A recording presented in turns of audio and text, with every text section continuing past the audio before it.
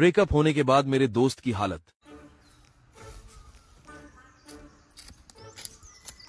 ओहो के छ मेरो साथी सन्चै छस्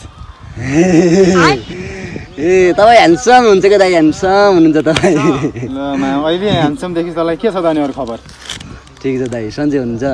ए म त एकदम सन्चै छु अनि दाइ दाइ भन्नास म तेरो दाइ होइन कि यार साथी हो मुला हो दाइ मुलाको तरकारी यति मिठो हुन्छ दाइ त्यो मलाई मात्र थाहा छ तपाई पनि खानुहुन्छ दाइ मुला कस्तो रहेछ भने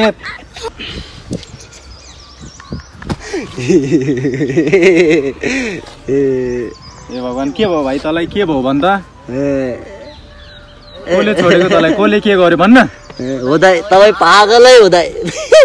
तपाईलाई त म पागलको उपनाम दिन्छु दाइ उपनाम दिन्छु म हाय हाय कसमलाई कोले छोड्यो भने कोले के भयो मेरो साथी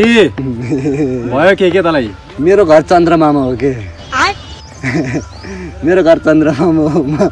म यहाँ हस्पिटल लानु पर्ला जस्तो छ यार तलाई त अच्छा जामिन तपाई हस्पिटल जामिन तपाई पागल खान जाने पागल खान जाने तपाई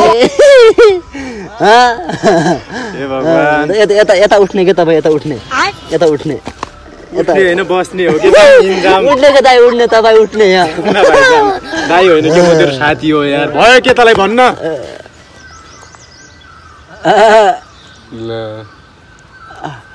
तर दाइ यो रातमा पनि कस्तो घाम लाग्ने है तपाई भाइ भाइ रातमा घाम कहिले लाग्छ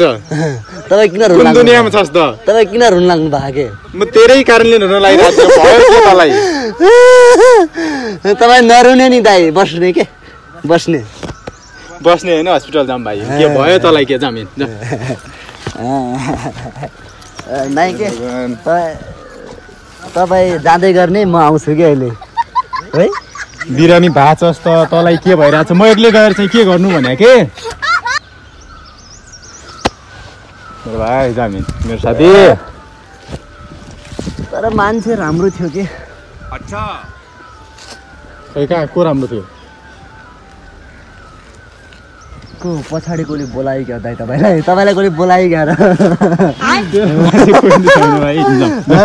नजाने के तपाई जाने कहाँ जाने हस्पिटल जानु पर्यो मानसिक हस्पिटल तेरो दिमाग खराब के भयो के बोलिरहेछस् के भइरहेछस् केही थाहा छैन तलाई म चन्द्रमामा जाने हो